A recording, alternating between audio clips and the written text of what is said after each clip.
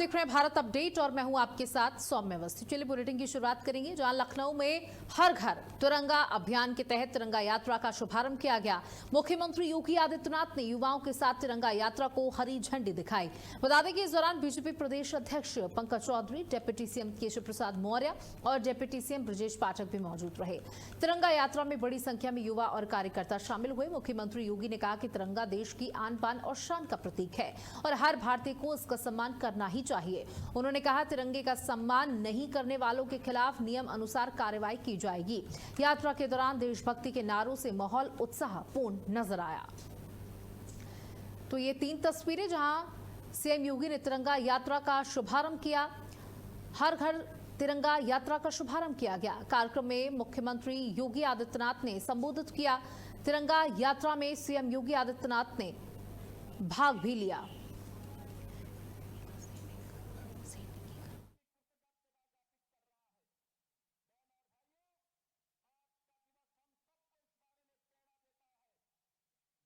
हर घर तिरंगा यात्रा का आयोजन किया गया। इसका शुभारंभ लखनऊ से किया गया। सीएम योगी आदित्यनाथ ने इस दौरान बड़ा संदेश भी दिया। उन्होंने कहा जो तिरंगे का सम्मान नहीं करता उस पर बड़ी कार्रवाई की जाएगी। 15 अगस्त आने वाला है और उसके पहले तिरंगा यात्रा का शुभारंभ हो चुका है प्रदेश के अंदर। मुख्यमंत्री योगी आदित्यनाथ ने भी इस कार्यक्रम में भाग लिया और यहां बच्चे भी मौजूद रहे। दोनों डिप्टी सीएम, तमाम जनप्रतिनिधि भी मौजूद रहे। यूपी तिरंगा यात्रा का मुख्यमंत्री योगी ने शुभारंभ किया। पीएम ने संकल्प लिया है कि तिरंगे की आन बान शान को बना करके रखना है। हर एक व्यक्ति के अंदर तिरंगे के प्रति सम्मान होना चाहिए और उसका क्या महत्व है, तिरंगा कितना महत्व रखता है, ये बात हर एक इंसान को पता होनी चाहिए। हमारा युवा देश की हर चुनौती का सामना करने की सामर्थ्य रखता है और उस सामर्थ्य के प्रतीक इस युवा ऊर्जा को आगे बढ़ने के लिए एक उचित प्लेटफॉर्म प्राप्त हो। वो अपने परंपरागत पाठ्यक्रम के साथ साथ देश और समाज की उन चुनौतियों का भी सामना करने का आरंभ किया जा रहा है। यह हमारा सौभाग्य है।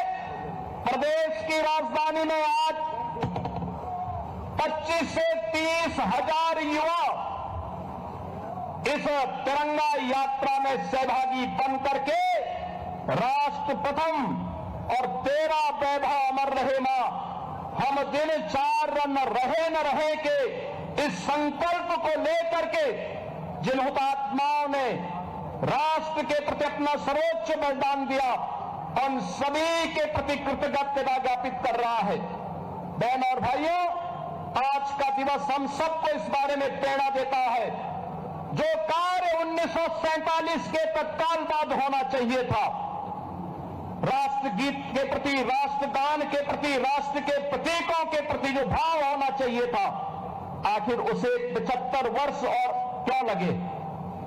कारण था कुछ लोगों के लिए सत्ता सर्वोपरि थी, लेकिन प्रधानमंत्री मोदी जी के लिए राष्ट्र प्रथम का भाव, जिन्होंने हम सबको भारत के प्रतीकों के प्रति, भारत के युवाओं के प्रति, भारत के गरीबों के प्रति, भारत की आधी आबादी महिलाओं के लिए, भारत के अन्नदाता किसानों के लिए भी नई योजनाओं के साथ आगे बढ़ने के लिए एक उचित मंच दे करके हम सबके सामने आदर्श प्रस्तुत किया है और उसे आदर्श की अभिव्यक्ति है आज की तिरंगा यात्रा। वहीं लखनऊ में तिरंगा यात्रा में राष्ट्रभक्ति के साथ स्वच्छता का भी संदेश देखने को मिला। तिरंगा यात्रा के सह संयोजक और बीजेपी प्रदेश उपाध्यक्ष डॉक्टर नीरज सिंह यात्रा के पीछे स्वच्छता कर्मियों के साथ सफाई करते हुए भी नजर आए। उन्होंने सड़क किनारे पड़ा कूड़ा खुद उठाकर थैले में डाला और स्वच्छता कर्मियों का सहयोग किया। डॉक्टर नीरज सिंह ने इस दौरान लोगों को साफ सफाई के प्रति जागरूक रहने का संदेश भी दिया। तिरंगा यात्रा के दौरान उनके इस कदम की लोगों ने सराहना की है। राष्ट्र के सम्मान के साथ स्वच्छ और सुंदर शहर का संदेश भी यात्रा के जरिए लोगों तक पहुंचाना उनका उद्देश्य रहा। तो आप देख सकते हैं कि किस तरीके से आगे आगे तिरंगा यात्रा चल रही थी और पीछे नीरज सिंह संदेश देते हुए चल रहे थे कि तिरंगे का सम्मान करना है, लेकिन उसके साथ साथ देश को कैसे साफ सुथरा रखना है ये भी हमें सीखना होगा। यूपी बीजेपी उपाध्यक्ष हैं डॉक्टर नीरज सिंह, जिन्होंने कूड़ा उठाया। तिरंगा यात्रा आगे आगे चल रही थी और वो पीछे गंदगी जो सड़कों पर उन्हें देखने को मिल रही थी उससे उन्होंने उठाना का प्रयास किया और लोगों को भी एक बड़ा संदेश देने का प्रयास किया। लोगों से अपील की कि अपने आसपास गंदगी ना रखने दें, ना किसी को फैलाने दें और ना आप खुद फैलाएं। देश को साफ सुथरा रखें।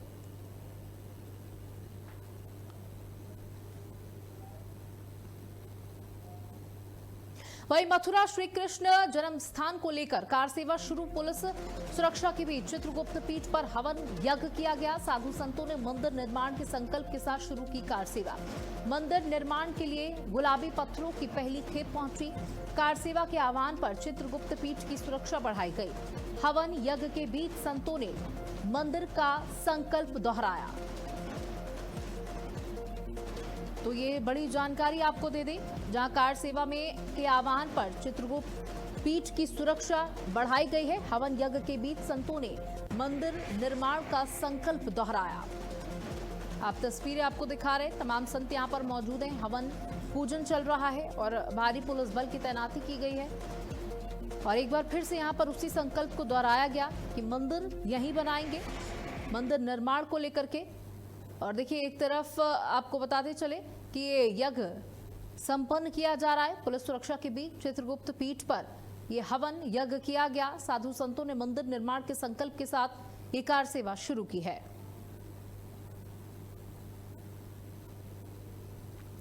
तो कार सेवा के आह्वान पर चित्रगुप्त पीठ की सुरक्षा को बढ़ा दिया गया है और यहां आप देख सकते हैं बड़ी संख्या में साधु संत महात्मा यहां पर मौजूद है। और हवन यज्ञ के माध्यम से कार सेवा शुरू की गई है।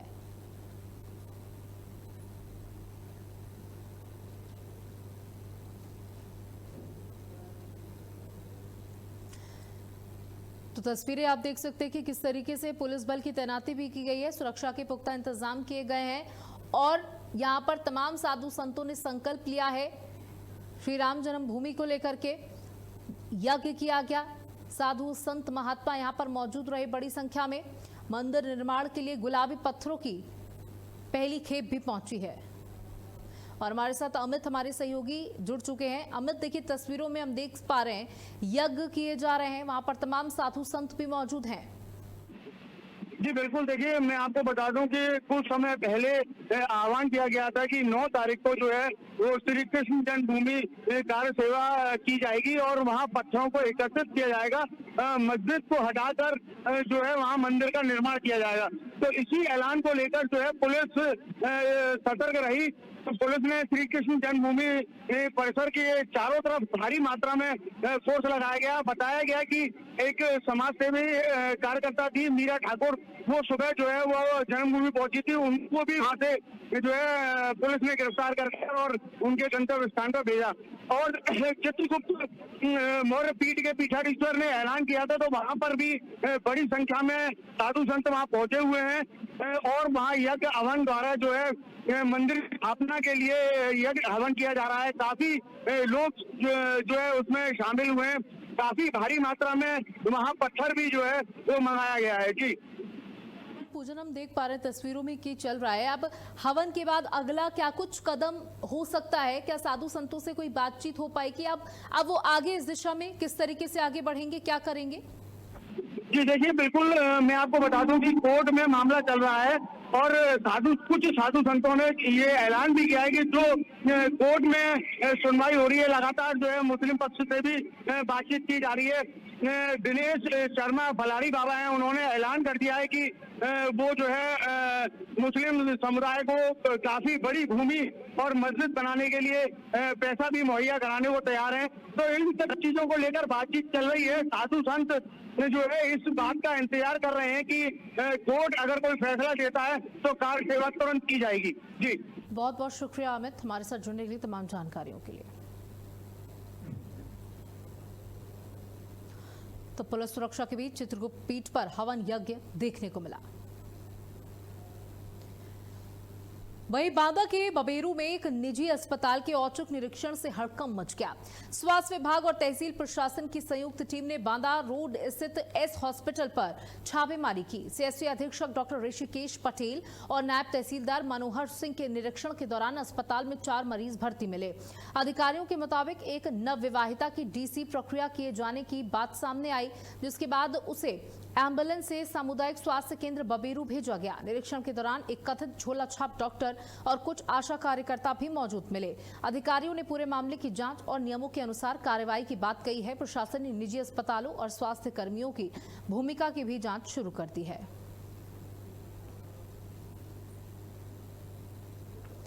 तो यहां पर अब जांच पड़ताल शुरू की गई है। झोला छाप डॉक्टरों की मौजूदगी पर बड़े सवाल खड़े किए गए हैं। नायब तहसीलदार और मेरे द्वारा एस हॉस्पिटल का औचक निरीक्षण किया गया। यहाँ पर कुछ मरीजों का वहाँ पे लगभग 4 मरीजों का इलाज करते हुए पाया गया है और एक मरीज का ये लोग कुछ जांच कर रहे थे, वो पाई गई हैं। और साथ में वहाँ पे हमारी आशा बहू भी कुछ पाई गई हैं, जिनके खिलाफ हम विभागीय कार्रवाई अपना करेंगे और अभी जाँच चल रहा है। वहीं फिरोजाबाद के रसूलपुर थाना क्षेत्र में कुंडल लूट के आरोपी को पुलिस ने मुठभेड़ के बाद गिरफ्तार कर लिया। चेकिंग के दौरान रोकने पर आरोपी ने पुलिस टीम पर ही फायरिंग की। जवाबी कार्रवाई में उसके पैर में गोली लगी। आरोपी की पहचान संदीप के रूप में हुई है। पुलिस ने उसके कब्जे से लूटे गए कुंडल, तमंचा, कारतूस, बाइक और नकदी बरामद की है। घायल आरोपी को पुलिस अभिरक्षा में जिला अस्पताल में भर्ती कराया गया है।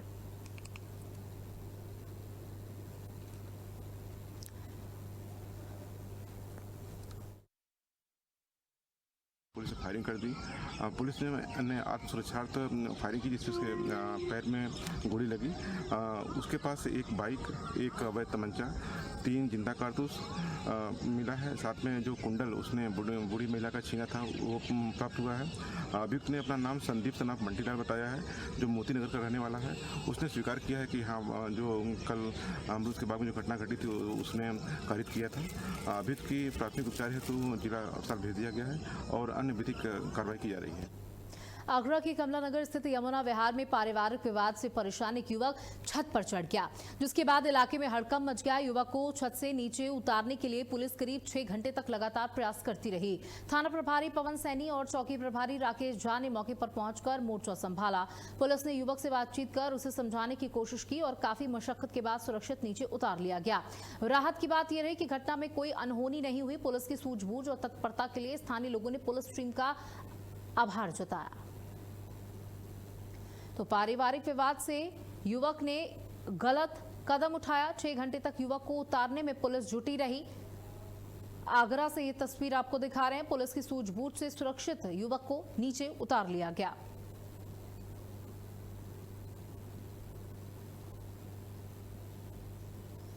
तो आप देख सकते हैं कि कितनी ऊंची इमारत पर ये युवक जा चढ़ा। पारिवारिक विवाद से परेशान होकर ये युवक यहां पर चढ़ गया और आत्महत्या करने की बात कहने लगा। जहां पुलिस की सूझबूझ से बड़ा हादसा जरूर टल गया, बड़ी घटना होते होते रह गई और यहां पर युवक को सुरक्षित नीचे उतार लिया गया। आगरा से आपको खबर दे रहे हैं, जहां पारिवारिक विवाद से युवक ने गलत कदम उठाने का यहां पर प्रयास किया। हालांकि पुलिस वहां पर पहुंची और पुलिस ने युवक को बहुत समझाया और ये यकीन दिलाया कि जो उसकी परेशानी है उसमें पुलिस उसका सहयोग करेगी।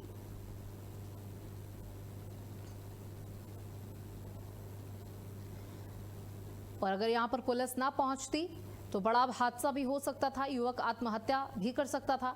6 घंटे तक पुलिस युवक को समझाती रही और उसके बाद पुलिस ने युवक को नीचे उतारा, यह आश्वस्त करते हुए कि उसकी जो भी परेशानी है पुलिस उसमें उसका साथ देगी, उसे दूर करने में उसकी मदद करेगी।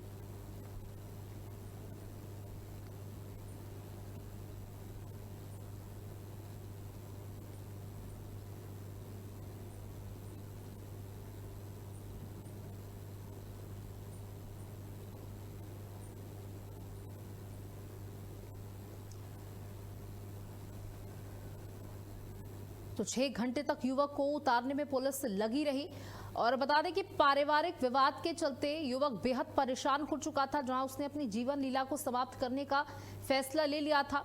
जहां पुलिस ने इस पूरे मामले में सूझबूझ दिखाई, तत्परता दिखाई, युवक को बहुत समझाया गया। 6 घंटे तक पुलिस मशक्कत करती रही युवक के साथ और युवक को ये यकीन दिलाया कि उसकी जो भी परेशानी है, जो भी विवाद है, जो भी चीजें उसे परेशान कर रही हैं, पुलिस युवक का साथ देगी और इन चीजों को दूर करने में युवक की मदद करेगी। उसके बाद युवक नीचे आया। आप देख सकते कितनी ऊंची बिल्डिंग पर युवक जाकर खड़ा हो गया था और वहां से आत्महत्या करने की धमकी दे रहा था कि यहां से वो कूद जाएगा। और देखिए, बड़ा हादसा हो सकता था क्योंकि युवक बेहद गुस्से में नजर आ रहा था, बेहद परेशान नजर आ रहा था और पुलिस की सूझबूझ से सुरक्षित उसे नीचे उतार लिया गया। ताजनगरी आगरा से ये आपको खबर दे रहे हैं, जहां पारिवारिक विवाद के चलते युवक चढ़ा बिल्डिंग पर। 6 घंटे तक युवक को उतारने का प्रयास करती रही पुलिस। बता दें कि सावन का महीना भगवान शिव को बेहद प्रिय माना जाता है और शिव भक्त भोलेनाथ को प्रसन्न करने के लिए कांवड़ यात्रा पर निकल पड़े हैं।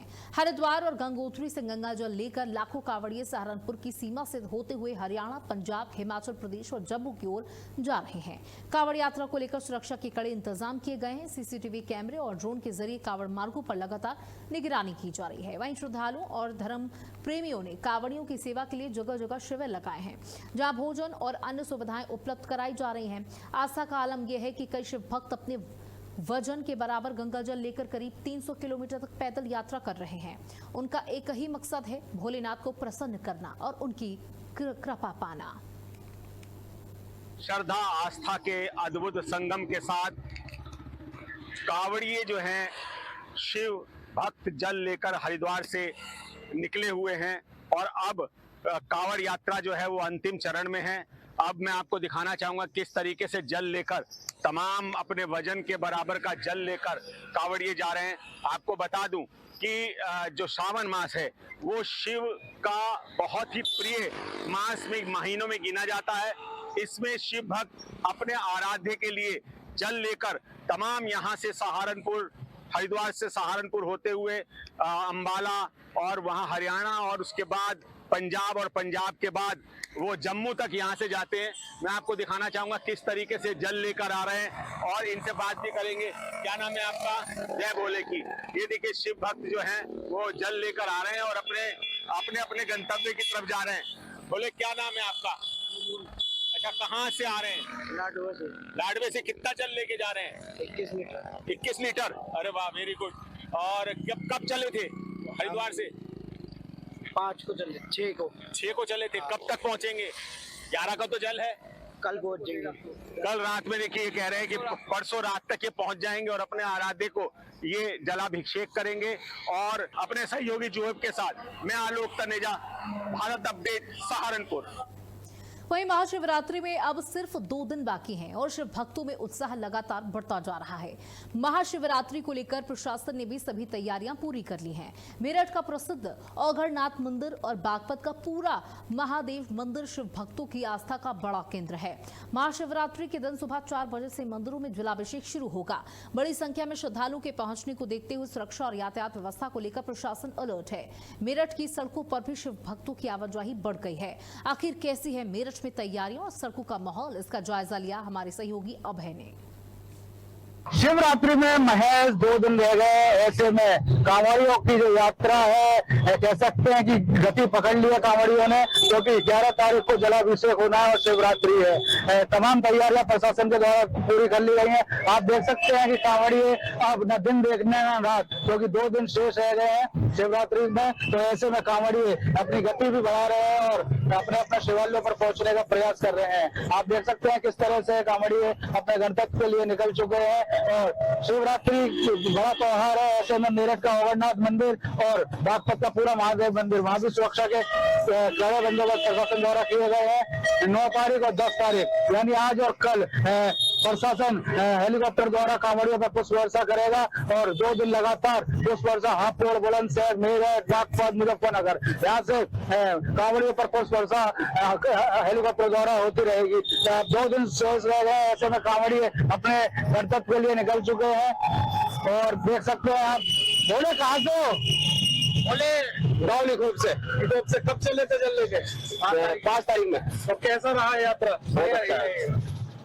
क्या नाम है? बोले कैसी रही यात्रा? बढ़िया है। तो हर बार लेने जाते हैं या पहली बार है? नहीं, पहली बार है। पहली बार है। थकान महसूस हो रही है? नहीं, कुछ नहीं। तो एक नारे लगा दो जोर से, शंकर भगवान की जय। देख सकते हैं ये कितना उत्साह भोलों में, और अब अपने अपने शिवालयों की तरफ ये लोग चल दिए हैं। और देखा जा सकता है कि 11 तारीख में आप भोलेनाथ पर अपने आराध्य पर जल चढ़ाकर जो मनोकामना मांगी है वो जरूर भोलेनाथ पूरी करेंगे। और अपडेट के लिए मेरठ से अभय शर्मा। और इसी के साथ इस बुलेटिन में इतना ही। नमस्कार।